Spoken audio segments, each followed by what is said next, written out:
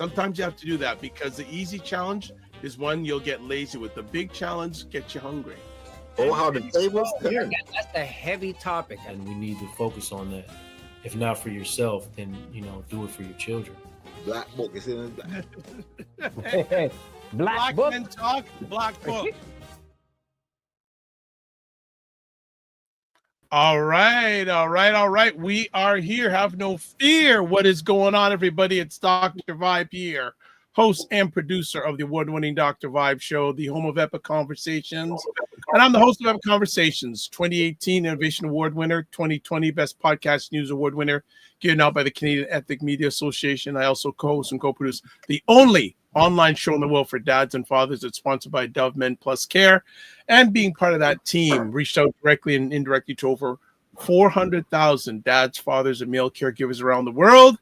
And you are watching Black Men Can Talk, a show where Black Canadian men come together to have real, unfiltered conversations about life, culture, and community. Kofi Sadat, what's going on? Good to go in the place to be. Graduated from St. John University, and after that, I went to got on the mic with the crazy knowledge. How y'all doing? my Black History Month salutes. You know what I mean? How's everybody doing out there? I'm glad to be here as usual. Brother Kofi, how you doing? I'm blessed, brother. I'm blessed. I'm giving thanks. I'm having some slight connection issue, so let me know if there's any issue with my sound. I'm just going to be correcting that in 1 minute. I'm looking forward to today's conversation. Yeah, there's a couple issues with the sound, but there's so what's been going on, Paul, during the last week or during African History Month for you? You know what? I thought nothing was going on until I reflected on my week. This week, I was my partner. She was involved in a storytelling event at Joker's Comedy Club in Thornhill. Okay. So I came along, and I'm like, cool, I'm going to support her. It's all good. Next thing I hear that, a guest didn't show up. So the organizer, like, I don't do comedy. I don't do storytelling on stage. That ain't me, right? However, I relented. She goes, you just have to do 2 minutes. I did it. It was wonderful. And I think that's beautiful. I was telling Kofi earlier, sometimes we got to jump out of our comfort zone, right? Yes. Push ourselves to do something that's uncomfortable, but the results was nice. I mean, it was good to go up there to tell my story, not expected, but more importantly, I challenged myself. I made that shift. So I'm asking other folks, trust me, you know what I mean? The uncomfortable place sometimes is the good place in the end of the day. So yeah, it was fun. That was something that I did this week. I really enjoyed it. I want to bless you, brother, because as I share it sometimes with people, sometimes you got to jump off a cliff and grow your wings on the way down. 100%. So I really got to bless you on that. That's amazing. Now, are you ready to do it again? Well, I'm encouraging others. I don't want to hog all the spotlight, so I'm encouraging others to get out there, you know what I mean, and get on that mic, tell your story, or do comedy or something on stage. It's an empowering feeling. I mean, I do it again, but my thing to say to other folks, you need to try it at least once. That's cool, man. That's cool. Is it recorded? It is recorded. I will share it. Initiated. When you're ready. When you're ready. That's the key. When you're ready. That's good. How was your week, brother? There have been so many epic moments this week, even up to this afternoon. Was with a group of people, and there's a gentleman. We get together every week, a group of us, and there's a gentleman who had left, right, and for about a year and a half, and he's back. And I saw him. He came back a few weeks ago, and I said, "It's so good to see you back." I gave him a big, huge hug. Nice. And today we were chatting, and we were talking about the subject of love. And I told them, You know, it was so good to see you back. It's so good to have you back. I really appreciate your heart, etc. And I started to tear up a bit. Mm. And the thing is, he started crying. Wow. Wow. Hey man, listen, love it gets expanded in all types of ways. You know, it's not just romantic, but love for your brother, you know what I mean? Love for your fellow man. You know what I mean? But Definitely that's big love. Yeah. but the thing about it is, you know what? I'm a stoic man and I hardly ever cry. When I heard that line, I said that was a moment. Mm-hmm. You know, you had that moment. This happened about 6-7 hours ago. And Right. it's moments like that that I don't forget. And it's moments like that that keep me doing what I'm doing. Now, on the other hand, I was having a conversational group today, and a lady from Jamaica who I'd met for the first time. And she asked me about men. What's going on with men? This, that, and the other thing. I said, well, why are you asking me? Well, I know you do a lot of work with men. I said, why are you asking? Well, a younger gentleman that she knows, black gentleman, Yeah. 34 years old with 4 kids, committed suicide. Oh, so sorry to hear that. So those 2 events happened within an hour of each other. That's heavy, bro. That's heavy. Now, for me, it is heavy, but it just reinforces I'm doing the right thing at this part of my journey.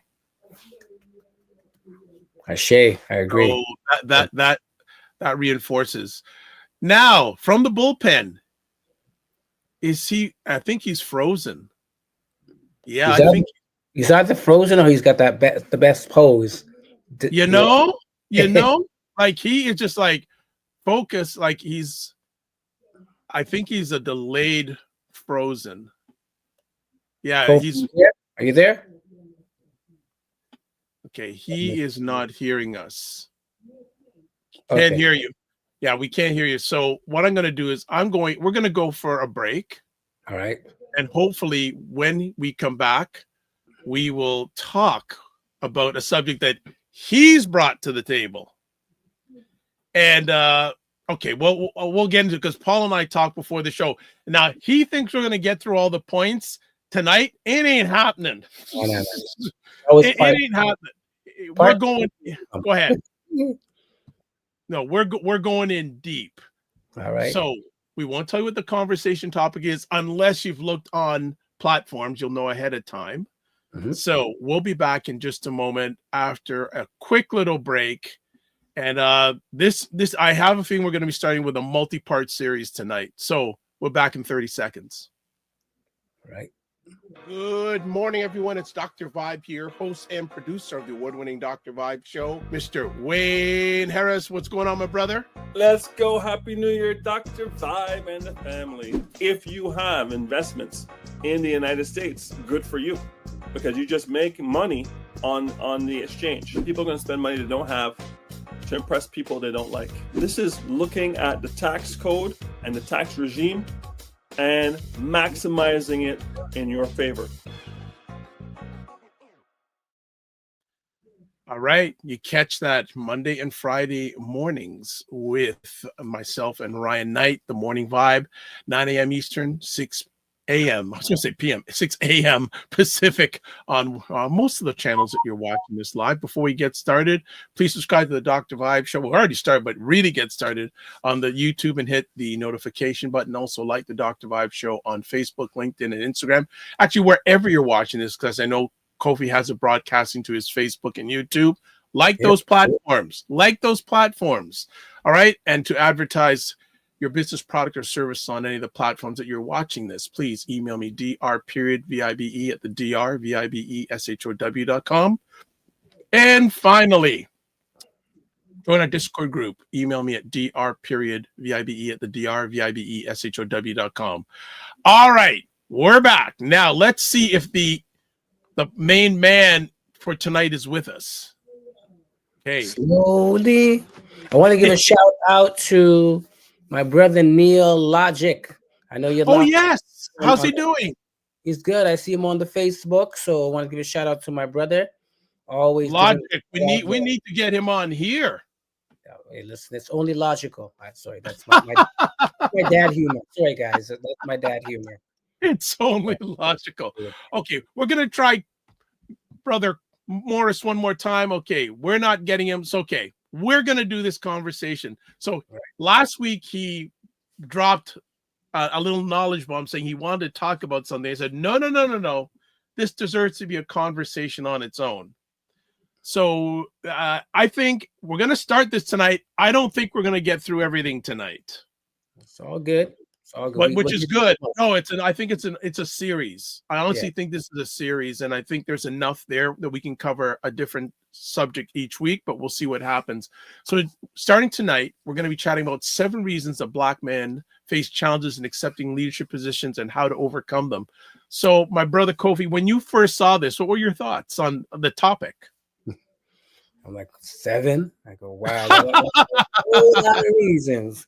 It's a whole lot of reasons. But it made me think about, what particular challenges maybe even I've experienced or I've seen others experience around me, right? Like it's definitely something to open up about, right? Like it's pretty wide, like you said. I don't think it's going to be an hour conversation.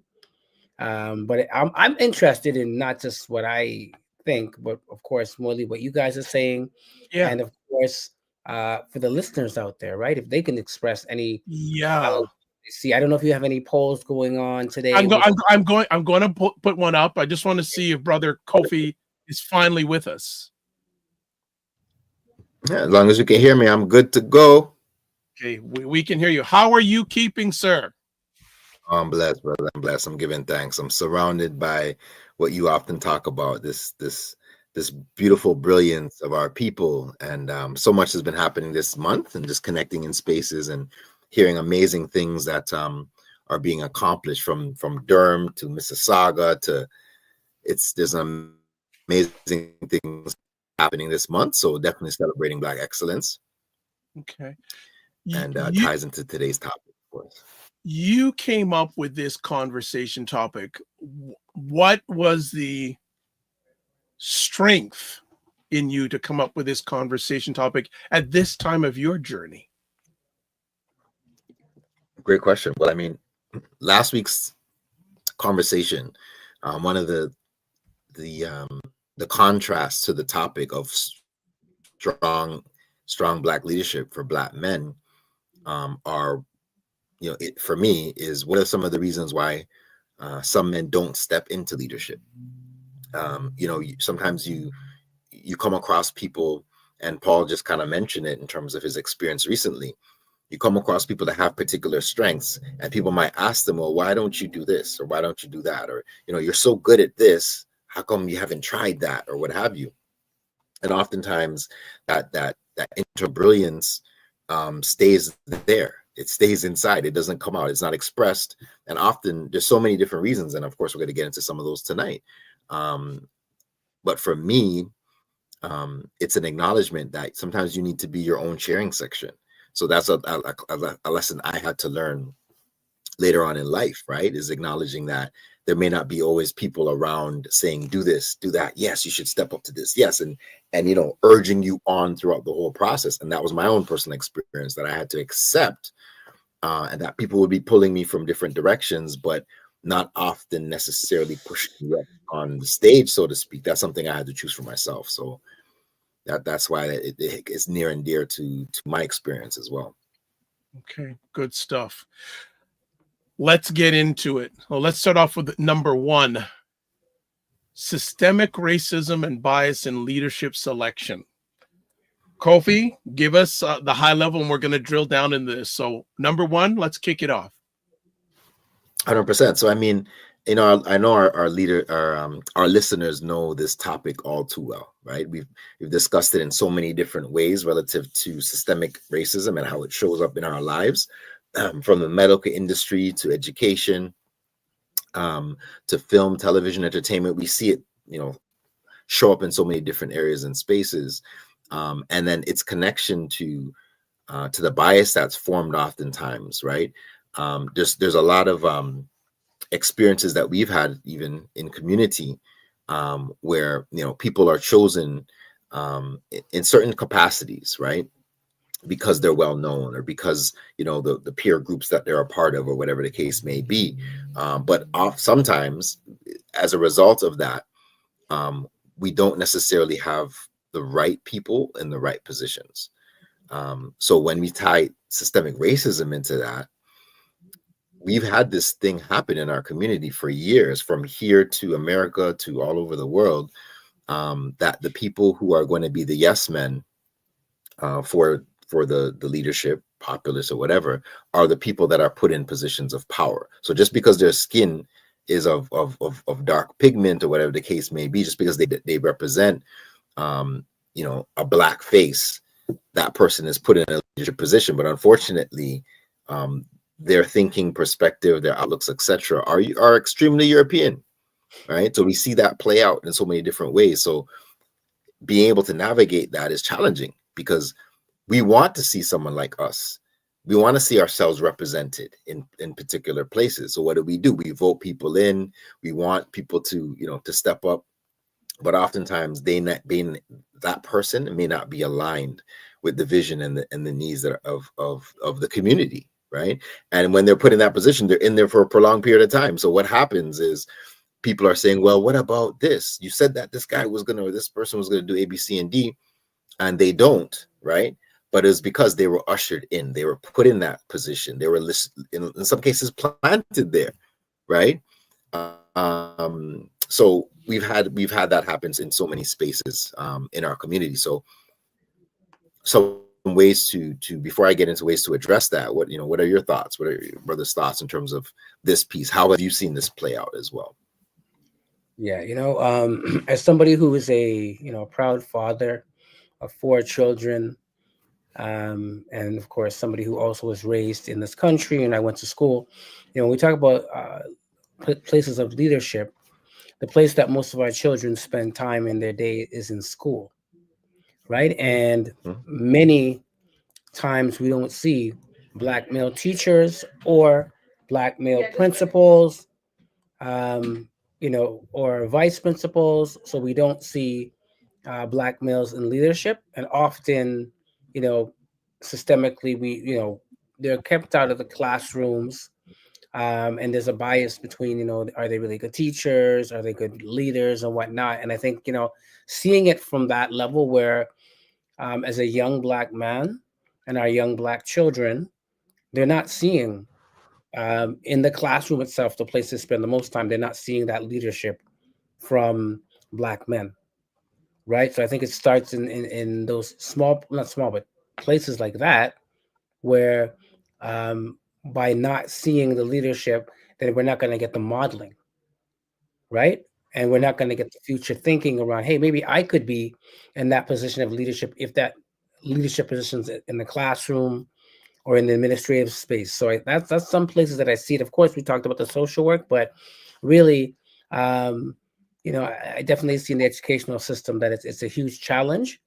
The bias and the racism keeping Black male teachers, much less Black teachers, out of those very important spaces. I'm going to have a story Absolutely. then I want to go a little deeper. So I can talk about the teacher realm. I think both of you know that my dad was got a little bit of feedback going here. My dad was a public school teacher for 38 years in the same public school. So I thought when I was younger, hey, let's be a teacher, continue the legacy, etc. Right. And I apply, and people were saying, "Oh, we need more Black men in teaching. We need more Black men in teaching." Blah blah blah blah. And I applied twice. The first time, and actually, I went up to York University, and there was a Black woman on their staff, and at that time, they had a program to fast track Black men into teaching, etc. Applied, didn't get in. Applied second year, didn't get in. I said, I don't want to be a lifelong applicant. Do you know that people still come to me today, say, they need you in the classroom. They need you in the classroom. I say, And I just came to the point that I can be a teacher. I don't have to be in a classroom. Exactly. You know? So then built on that, I want to ask both of you, and I can also chime in here. What are some of the common biases that prevent Black men from being considered for leadership roles? Well, I mean, it depends the realm, but let's just say, I you know, one again, there's so many realms, and it depends what it is. But I want to come back to the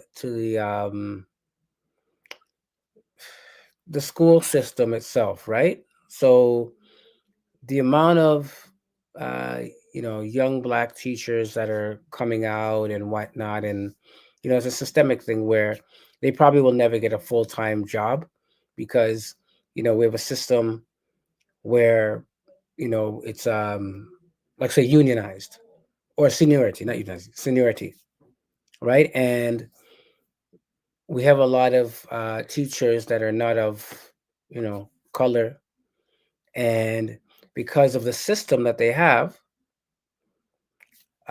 younger teachers, in particular in this case where we need young Black teachers or Black teachers in the classrooms, are not going to get that opportunity, right? Which is huge. However, if there's an issue and there's a problem, and we've identified that we need more people of color in positions of leadership, then folks either have to be bold enough to say, you know what, forget this quote unquote system that we've been going under. It's not serving the folks, or status quo. And I think that's where we are, status quo, in terms of, you know, some of the racism and bias that we see in these positions, right? I don't think that, you know, there's a commitment really from a lot of these systems that we talk about that are failing us for the most part. There's not that commitment to say, hey, you know what? We need to go out the box and address the issues and do things that are quote unquote unorthodox. Sure, there'll be some pushback, but we see that there's a strong enough need that we have to do things differently. So that's some of the things, because we have I won't say his name, but we have a brother within our rights group, master teacher 100%, and he himself can't get into a classroom, yet he has colleagues saying we need Black male teachers. Right. So, yeah. So I think those are some of the biases. I think otherwise, I mean, there are stereotypes about Black men and aggression and, you know, whatever it is. But for the most part, I think a lot of the problem is the systemic pieces that are keeping us out of some of these realms that we'd like to be in. Kofi Morris, anything you want to talk about? Any biases? Have you experienced any biases in regards to applying or wanting leadership roles? So absolutely. And actually, before I even speak about me, there's another experience of a peer of mine who, you know, completed teachers college. He's in his placement or what have you, and sometimes he would be mistaken, you know, in the hallway, because, you know, he looks young and what have you, but he'd be mistaken in the hallway as a young person, right? He'd be mistaken as a youth in the school or whatever the case may be, and he'd have to say, no, I'm Mr. Such and Such, and, you know, produce his teacher card and all these kind of things, right? Like, these are some of the things that that we experience. But if you look at it similarly to maybe a white male walking in that hallway, would the same thing happen, right? Would the same approach take place, right? These are some of the things that we experience, and this whole piece around, you know, microaggressions and stuff like that, right? When we're in these positions, and we might, let's say we're younger, in these positions, the respect that might be offered to a white colleague, right, may not necessarily be reserved for us. So as a result, you're now constantly on this upward, you know, trek to be able to just maintain the position that you've gone through the same schooling, but of course you probably went through so many more challenges to actually get to that position. And now that you're in the position, you're still demanding respect. You still got to ask for the respect just for the title in which you've already worked for, right? So in these scenarios, I remember going to school and having maybe two black male teachers, right? Throughout, grade school going up to high school, right? You know what happened with both of those teachers? And actually there was a third. There was a sister, actually. They all got fired. Something happened, right? In regards to a student or whatever the case may be. Two of them are French teachers from the continent, right? And some kind of issue happened, and there was some back and forth and foolishness, and at the end of the day, they just got rid of them. You didn't hear about them. You heard rumors and all this kind of stuff. But what it means is that let's say there was some kind of issue with a student not liking the approach of the teacher or something like that. If that was a white teacher, you'd see that teacher next week, right? Maybe there's an investigation, something's going on, and they're looking into things, but that teacher's coming back, right? There's no question. But our teachers now, as soon as they're faced with a conflict, right? Sometimes they don't even investigate. They just assume, right, that what the student is saying is correct. No minimal investigation, and they'll move them to another school. And the black teacher now coming from, like I said, the continent, or coming from another environment and just trying to get their footing, they're not going to push back as much sometimes in regards to this whole process, because they want to keep their job, right? So we have these things happen, and there's no advocacy, right? The parents often don't know what's going on, right? So they'll just say, oh, what happened to Mr. Such and such? Oh, he's no longer here at the school. And maybe there's a little bit of talk here back and forth, and that's about it. You don't hear anything else, right? So whenever there's challenges that come up, there's lack of investigation, lack of follow-up, lack of support externally. And unfortunately, we've had this challenge consistently of lack of engagement of parents in the school. So who's going to advocate for these black teachers, right? It's often not going to be the other white teachers. It's not going to be the white parents, right? So we have this consistent, scenario that shows up in these and different workplaces as well, that are beyond just the education system. But until we actually understand this, as Dr. Francis Welsing says, until you understand, white racism, nothing else will make sense. And at the end of the day, that's what we're often faced with, is a lack of understanding of how this structure actually operates, and how it's set up in order to create the challenge for us. So we are doing this uphill battle. So I think there's ways, of course, that we can approach these things and empower ourselves, educate ourselves in terms of these processes, and how we can actually seek the support from community, but also understanding the laws and how they operate, and what are those policies and procedures that can actually protect us in these workplace environments. And I think we are learning that. Those are things that we're now moving towards having more clarity around. But definitely, in the 80s, 90s, early 2000s, like, these are the things that we used to, grapple with as a community. And at the end of the day, you just hear the negative backlash of what has happened. So I think having people in senior positions in some of these organizations now have allowed for us to have advocacy, right? Having people who are in senior positions who have actually gone through it. So when a black staff comes to them, and now they're in a space where they're a superintendent, or they're a principal, etc., they can actually help and support, and with the investigation, to ensure that the proper investigations are done, because they know themselves that they've been through it. Yeah, I want to add on. This is really good stuff. So Kofi, just realize we're not going to get through all 7 tonight. Just know that. That's fair. I heard that part. Okay, you heard that part. Good. We are talking about, in this case, schools, which is, in this country, government run, but it's, I think, sometimes a bigger challenge when you're talking about the private sector. Yeah. Yeah. 100%. I actually wanted to add something as well. I mean, it may not be the private sector, but we're in the midst of, for folks who are listening, we're located in Ontario, Toronto, Canada, and we're in the midst of a provincial election. Very noteworthy. None of the candidates look like us, right? Yet they want the black vote. So I mean, the head of the PC, the Liberals, and whatnot, and when we are here talking about leadership selection, one of the things I remember years ago, when there was a void in the liberal, liberal leadership, I thought, two folks who actually had won their riding, which was Michael Cato, a black man, and Mitzi Hunter, a black woman. I think they were the only two liberal folks that actually won their riding. Everybody else got cleaned out. Now, when it came time for selection,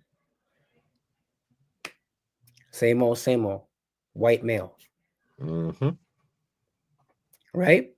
So That's I'm right. like, wait, even when we win, we're not qualified. You know what I'm saying? Even when we win, right? So again, here we are in another election, and I don't see, any leadership, even people of color, heading up either the parties, right? So it's an interesting thing when we look at leadership, right? Even in the political, the private, we're looking at the educational. We're not really seeing it, right? And I think, as you said, systemic racism and bias definitely plays a role in keeping us out of some leadership positions. Mm-hmm. So then let's think about it two ways here. So first of all, what should the school system, private organizations be doing to reduce bias in leadership hiring? Brother, I did a training with an organization, and I took a quote. I love this quote. The system is basically doing what it was designed to do. That's right. Right?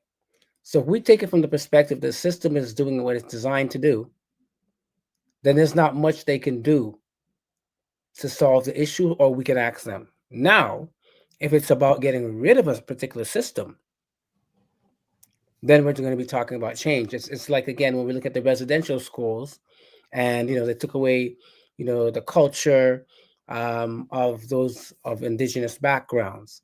They took away their language, they cut their hair. Right? Now we can look at those things and say, hey, what could we change? That system was doing exactly what they were meant to do. Like they said, they want to kill the Indian out of them. So many of these systems that were here, people talk about policing, for example. Originally, that was to catch the runaway slaves. Yep. Right? So then now, it's a hard question for me personally to answer, because I feel like these systems, are doing what they're meant to do. But I'm about, hey, is there something that we could change, shift, get rid of, build new? I'm about that, right? But yeah, it's a hard question, because I think we've been, not us, but generations, to be honest, have been asking a lot of the similar questions. But the same thing keeps coming over, right? We're hitting the same barriers. We're trying to jump over the same hurdles, right? We're hitting the same walls all the time, right? So that's some of the challenge that I see personally with trying to, deal within the system or systems. It's kind of like Dr. Vibe, that question you're asking, and that's a powerful breakdown, Paul, that you just said, and it's a very honest breakdown a lot of us don't want to look at, to be honest with you. But it's almost like, again, asking asking the slave master, what could you do to create a better space on the plantation? How can you provide more equity on those who are enslaved, right? At the end of the day, the system, the structure that's been put in place, the point of it is to maintain status quo. It's to maintain that style of leadership that's been in there for so long. It wasn't made for us to have freedom. It wasn't made for us to be able to navigate it, because those that were in power, their whole point was to maintain that particular group of people to move forward. The equity pieces that came in often came as a result of our own advocacy, right? It came as a result of us creating our own networks and pushing back against the system. Even looking at, we look at presently, things that have been put in place to support employees often came as a result of who? It came as a result of us. It became as a result of us, right? Pushing against the system to say that there needs to be some more equity. And as a result, groups were formed to be able to advocate. We were the ones that were standing outside with the signs and the chants asking for support and help, and other people joined us. And then it became something that was more well known generally. And then now, you know, we have things that are been put in place to support employees, but at the end of the day, it's often became as a result of us. I think the whole piece around building networks is significant for us. And I think when we have the proper network put in place, we can challenge some of the leadership. Let me know if you can hear me, because it looks like I'm getting choppy. Yeah, you're a little choppy. Yeah, I agree with building the networks and support. You know, so, you know, this whole piece around understanding. Go ahead, Kofi. I think he's a little bit in and out this week. Okay. Yeah, the whole area of building networks, I think, yes, that Black men have to band together for a very famous song by a group called Public Enemy, Fight the Power. Fight the power. Right. If I wouldn't get blocked on YouTube, I'd play it, but I can't. I won't play it.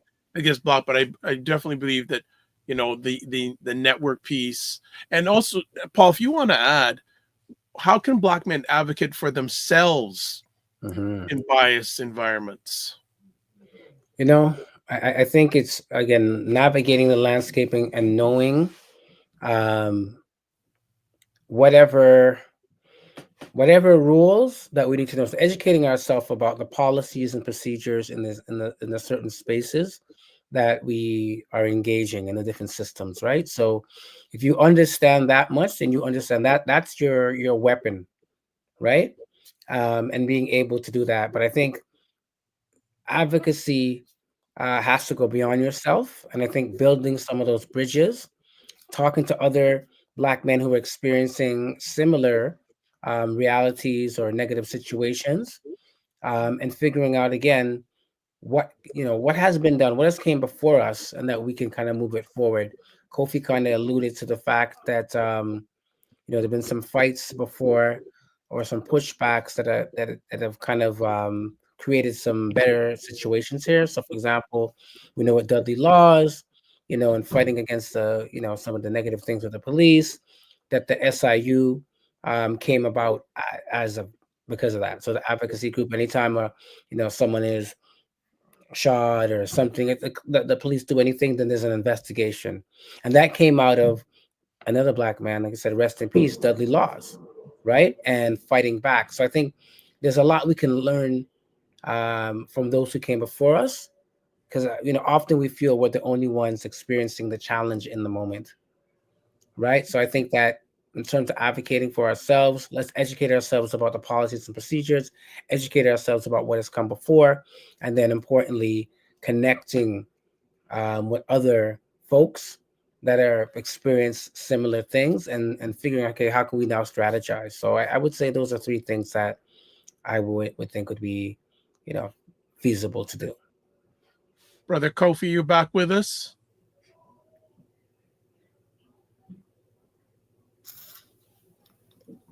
Yes, if you can hear me. Yeah, there's a little delay, but we can hear you. Anything else you want to offer is for suggestions for Black men in regards to overcoming the bias out there, systemic racism? 100%. So this past week I was at an event, and there's two brothers actually there. Interesting that the politics conversation has come up. There's two brothers that were running for local politics, and one of them, his wife put a message in a group and was kind of advocating, letting people know that he was running, and they said, can we rely on you, etc. And I let them know, I could follow up with them, what have you. At the event, I saw her again, and she said, he's here, A, B, C, and D, and you can sign the document or what have you. So I said, okay, make sure. And I stuck around for that. I mentioned that because I think sometimes we don't ask for the support to the level that we need to. Sometimes the support is available. We're not asking. We're not visible, right? So to be able to become more visible in community and to create these connections, we need to start joining the right organizations and connecting with the right networks strategically, right? being able to find out who's out there. There are so many organizations in this city. I'm sure other cities are the same, but there are so many Black organizations, right? How tuned in are we to our local organizations? How tuned in are we? If you live, so this particular riding was in Whitby, right?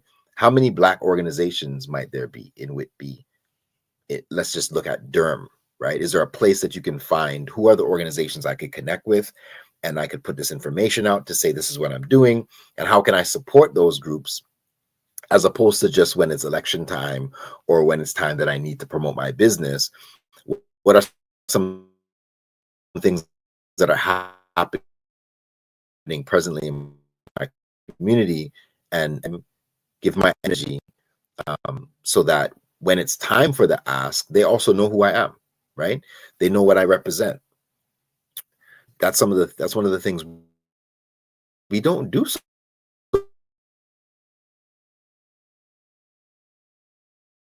much, brothers, right? All right, we're going to jump to the second collective. We don't do the uns. Name three. Brother Kofi, your audio is really choppy. You may need to log out and log back in. Okay.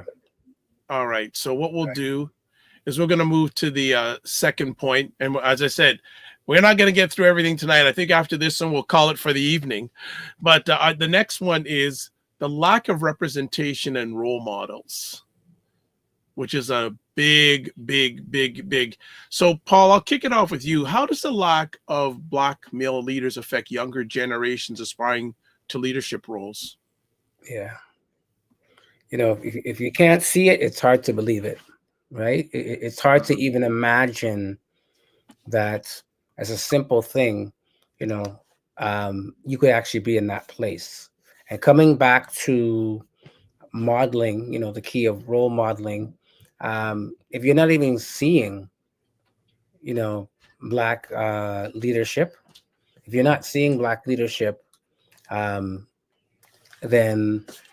you're not going to be able to model anything, right? So not having that level of representation, you know, we can't even get there in that. And I was talking, again, I was doing a little session with folks, and we were talking about, you know, the importance of, I guess, Afrofuturism, which I will definitely be bringing some guests on about it. But I was explaining to the group, you know, one of the reasons why it came about was because when you had all these sci-fi flicks and stuff like that, they didn't imagine a future with Black people in it. So we talk about lack of representation, right? And they're looking at the future and, you know, going to the future and whatnot.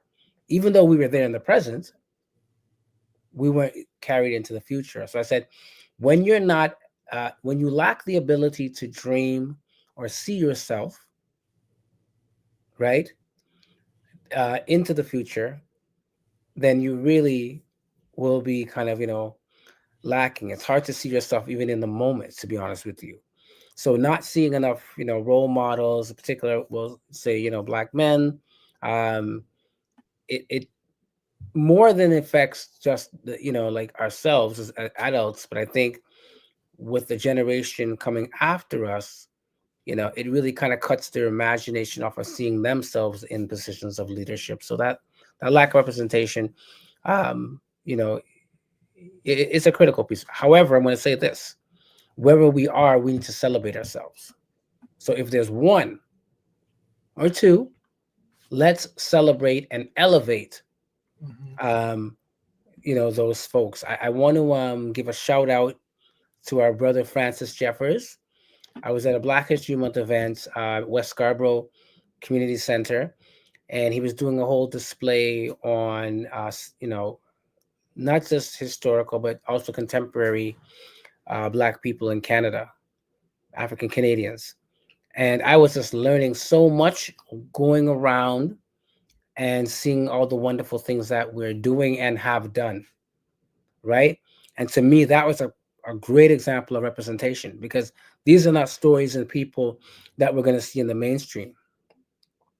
Many of them were Black men as well, right? There's I can't remember the name of the brother, but this brother He's done some work around construction and specifically glass. So at Eaton Center, when you see like that glass connection to, that's his work. A lot of those buildings downtown, those skyscrapers, that's his work.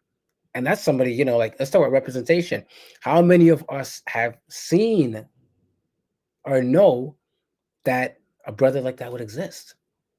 So I told Francis we got to get him on the show, and we got to elevate our representation, right? So yeah, that's what I would say about it. You know, even though it's challenging when we see it, let's elevate it. Nice. Kofi, are you back with us? I am. I should be good to go for the rest of our time here. All right.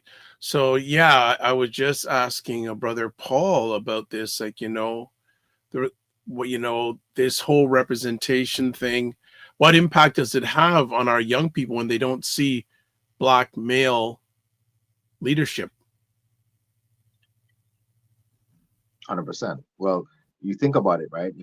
If you can't see yourself somewhere, as Paul just mentioned in terms of the future, if you can't see yourself in that position, whatever the position is, that internally you feel drawn to, then it automatically shuts down the ability for you to actually pursue that, right? So at the end of the day, are you actually going to take the steps to pursue whatever education, forms of training, mentorship, whatever steps that you need to take, right? That also come with their own challenges, right? Are you even going to take those steps? Most likely not. So when we see young people and we say, oh, well, don't just be a rapper, you know, don't just pursue sports and basketball and all these kind of things. The reality is, for a lot of them, that's what they see. That's what they've seen, or that's what they're being exposed to in terms of the circles in which that they're around, right? Their peer group, stuff like that. So unfortunately, being able to see themselves in those spaces is challenging. But we have to encourage our young people to dream, right? We have to encourage our young people, but also put them in spaces where they can connect with people that are actually working in those environments, that are actually building in those environments. I'm loving what I'm seeing with like Afro Sankofa movement, with the work that's being done in the Black Futures movement, because you can see the work and then you can connect with the people, go to the social media channels, etc., and kind of follow what they're doing, right? And then go to the events and meet the people and shake hands, and then it starts to feel real for our young people. You know, it was said one time to me that oftentimes, young boys, they will follow by example. So when they see certain things, they'll follow those things, right? If they see, they see the man in the house taking out the garbage and doing certain things in the household, right? Cutting the grass, removing the snow, or whatever the case may be. It seems more like something that they can essentially do. Let's say it's a young boy, right? Because he saw his father do it, or he saw the father figure in his home do it, it's more likely that he'll see himself being able to do it. But when that's not something that's consistent or relevant in their home, it's less likely that they can see themselves. So we need more representation. Just because you don't have sons yourself, recognize that there are young men in your circle, your nephews, people that are around you, neighbors, etc. How we grew up in the Caribbean, we forget that we had this network. We talk about networks in the West. We lived off of networks, right? You went to the corner store to get your little sweetie, or to get your, candy, or to get your grocery, or whatever the case may be. That grocery store was part of your network, because in some cases, if you didn't have it, you can say, can I give it to you on Friday, right?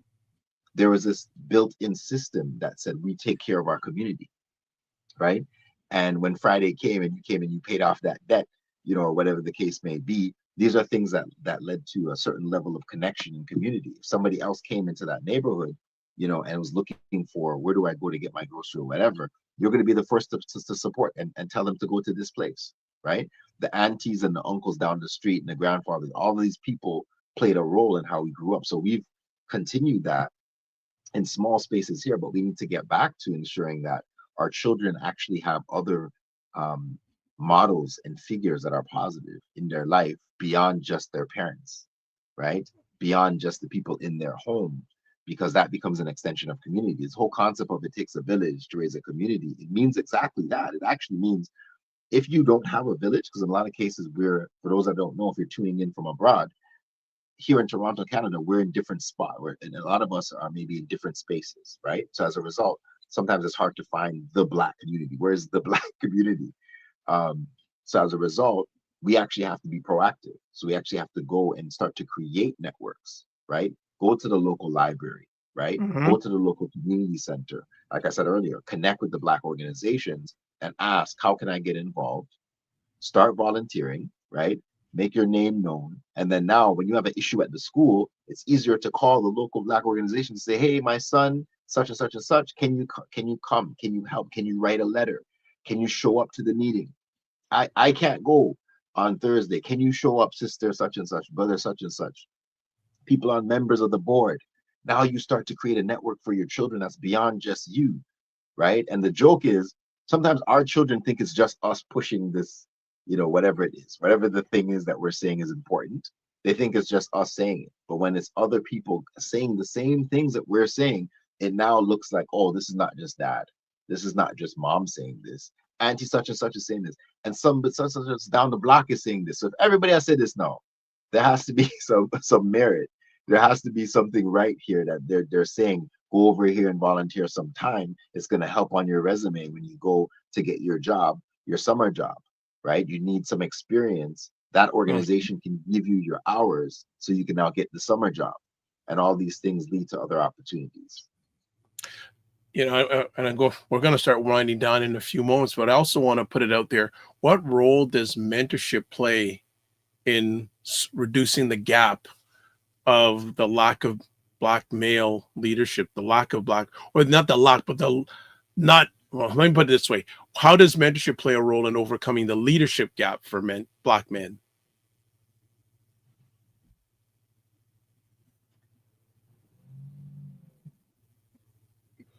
I can say it's huge, right? Like in terms of the importance of mentorship, we could never underplay it. So we have people in positions of leadership, and the most critical piece around that is passing down that knowledge and wisdom, and more importantly, bringing folks up and always thinking about succession planning, right? So beyond myself, I may not be here tomorrow, right? Am I preparing this generation for that? But I also want to challenge the fact that a lot of Black men, and we talked about this before, Dr. Vibe, even with our own fathers, they play down their own importance as mentors that can teach things in life. So a mentor, often the challenge I have with a lot of mentoring programs is they're based on someone's professional designation rather than your life and your wisdom, your lived experience, caring, right? And the love that you can pass on.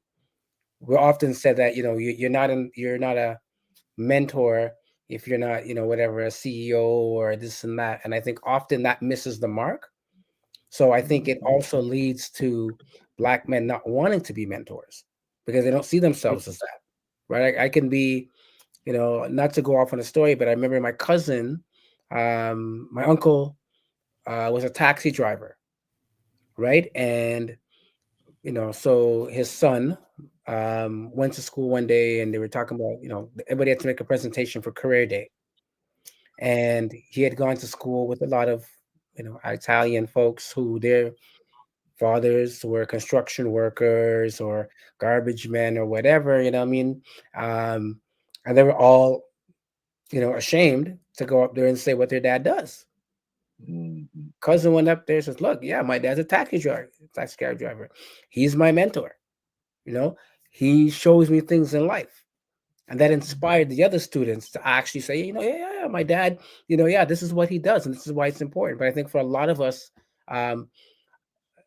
too little of Black men feel that they're worthy of mentorship and passing information down and knowledge and wisdom and just really life stuff. So I want to challenge that for those groups out there who are looking for mentors, right? Go beyond the professional designation. I don't have to be, a CEO at whatever organization, but I can just be a caring Black man that wants to pass down and share my knowledge, wisdom, and understanding to others, right? So yeah. No, 100%. Brother Kofi, you want to add on to that?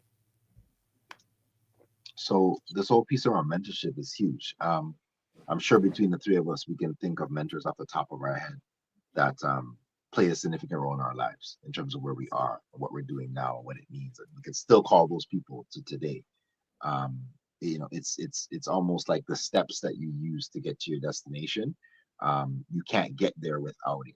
And what I mean by that is it doesn't have to necessarily mean something formal, right?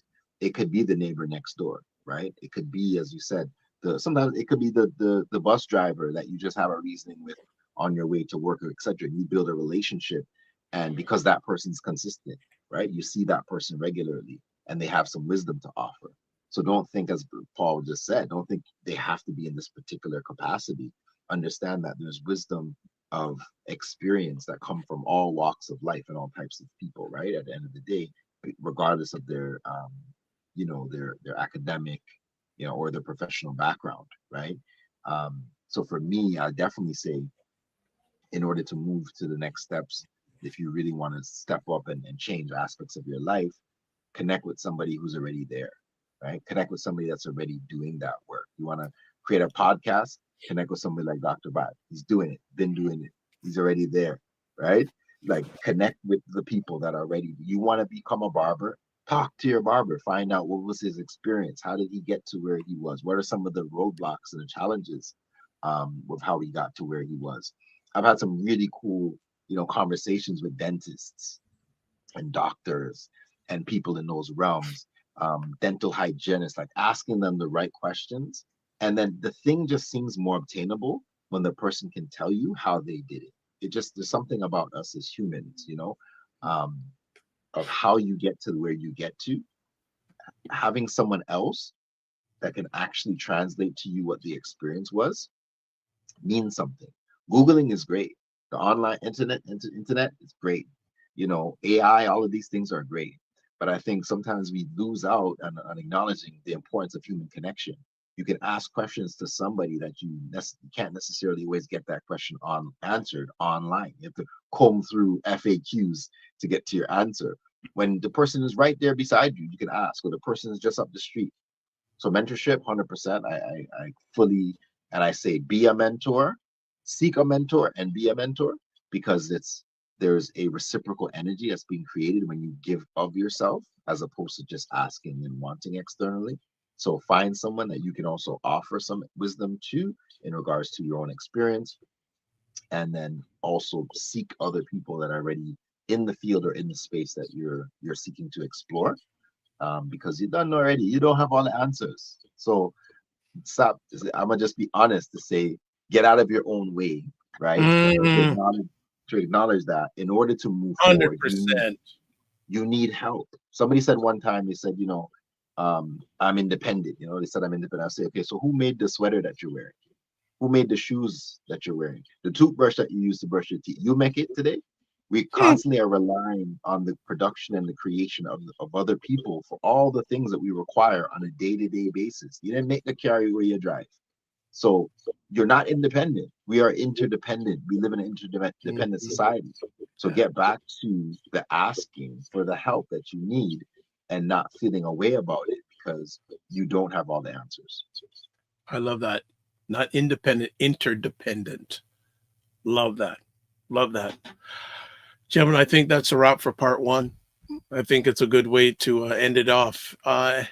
Any final comments before we sign off? Need more leaders, man. We need more young Black leaders. You know what I mean? I would say that, and more Black leaders to step up. As I was relaying earlier about my foray into Comedy and storytelling. Sometimes it's uncomfortable, but the uncomfortable piece is assuring you that you're on the right path. So leadership can be uncomfortable at first, but it's a beautiful thing to step into, and we want to see more of our people in different realms, all types of realms, stepping into leadership. Well, I will just add that when you're going into it, if you're going to go into it, realize it's bigger than you. And my other point would be, if you're going to go down this journey, every morning you get up, ask yourself, who are you fighting for? Who are you fighting for? Right? Because if you're just doing it for you, you're not going to last long. You may think you're lasting long, but, and just building on what Brother Kofi was saying too about that person, I'd say unless he was born on the Flintstones, it took two people to get him in the world. So why is he trying to go against how he started off and where he is today? Brother Kofi, we'll leave the last words to you if you want to add. And again, want to say blessings for being a great conversation topic. This is going to be a good series. I'm really into it. I think one of the things that some people you're going to find tonight, if you weren't watching, you're watching the Super Bowl. Today is the Super Bowl, is a big thing. You know, everybody's watching the Super Bowl. And a lot I'm of not. things, You're not. Sadat will probably in a few minutes, but I told them when we got live, I have no intention. This is more important than watching any Super Bowl for me. I'm with you. But in terms of like current events, the halftime show is the big thing, right? And people are going to be listening out and watching for Kendrick Lamar because he's going to be performing. And this whole thing about his songs actually that were made against Drake, I'm mentioning it why is because Drake was on the top of this whole thing in terms of being a, hip hop artist, rap artist, big sales, all this kind of stuff. Kendrick Lamar had been out for quite some time, but Kendrick Lamar dropped something that was in the essence of hip hop relative to it being, a diss track or whatever the case may be. And it led to several other tracks that literally took somebody that was all the way up here on the highest level, of leadership and sales and all of that and music and brought him down, right? And how did he do that? Well, at the end of the day, he believed in himself, right? And he acknowledged the fact that he had something he wanted to give to the rap game. And he wasn't concerned about the level that Drake was on and all that kind of stuff. But, the cool thing is that he took his own leadership and merged and connected the hoods in California and LA with a concert that he did that took things to a whole nother level. So we talk about the principles of Kwanzaa. We talk about the importance of Umoja, which is unity. And he's been able to, even with the challenge of going against this person, he's been able to put himself on a whole nother level by following his heart, by following what was true to him, by following what was in his spirit to know that this is who I am. I don't care who this person is. I'm going to do my thing. So I think it's a good story in a sense to acknowledge that no matter what you're up against, no matter who that person is, if you're following your dream, you're following your talent, you're following your heart, right? And you're doing the thing that's aligned on your path and journey, the doors will open and opportunities will open for you, right? So I think we need to continue to be bold and step into those positions that, again, like we said, might feel uncomfortable at first, but claim your position, claim your spot, whether it's a job you're going for, whether it's you go in there and you say, this is mine, I'm claiming this, right? This opportunity that's coming, that's for me. I know that's for me. So I'm going to do all that's necessary within my means, right? To obtain that legally, of course. And as a result, it's going to propel me forward. And even if I come across, challenges and roadblocks, right? I always say every pylon makes you a better runner, right? So just keep jumping over them pylon because say opportunity and you are going to win the race in the end. But it's going to take those pylons to get. It's going to take those hurdles to get you to the end. So keep pushing. All right. Good stuff. So that is a wrap for part 1 of this conversation series titled 7 Reasons Black Men Face Challenges in Accepting Leadership Positions and How to Overcome Them. So we will be doing more next week. If you want to get in contact with Kofi Sadat, there he is. Email, Instagram, YouTube, and Facebook. And also more on YouTube, NASA Community on YouTube. Kofi Morris, we're waiting for the YouTube channel, but until then, email. There's a Gmail address, Get Well Stay Fit, Instagram at Kofi Coach _ and Cosmic Wellness Group. He dominates the digital worlds with 2 Instagram takes. All right. And then we have Myself, the drvibeshow.com, website, YouTube, Facebook, and LinkedIn. The Dr. Vibe Show, Instagram at the Dr. Vibe Show, X/Twitter. Just Dr. Vibe Show, and email dr.vibe at the drvibeshow.com. You can watch replays of Black Men Can Talk on the Dr. Vibe Show on YouTube, Facebook, and LinkedIn. The Dr. Vibe Show website, thedrvibeshow.com. And then Paul Osbourne on Facebook. And I've got to put in NASA community. INSA. Sorry, let me get that right. INSA live. Yeah. So as always, live your life as a dream. If you can dream it, you can make it. Sometimes you have to get small to get stronger. Block assumptions. Aim bigger, aim better, aim higher and wider. Love, faith, and respect. Don't just manage your time, manage your energy. Remember to give yourself grace. And 2 last things. If you're not making money, make history. If you can make both, even better. And make it better. Catch you next week.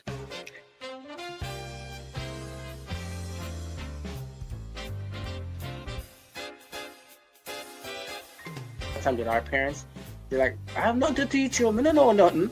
My dad's at that point now. It says, that's my point. But I'm saying, no, Dad, you got lots more to give. You know how cold it is when these 2 brothers in their yard. You know that. You know that. You don't know that, bro. You know no that. Joke.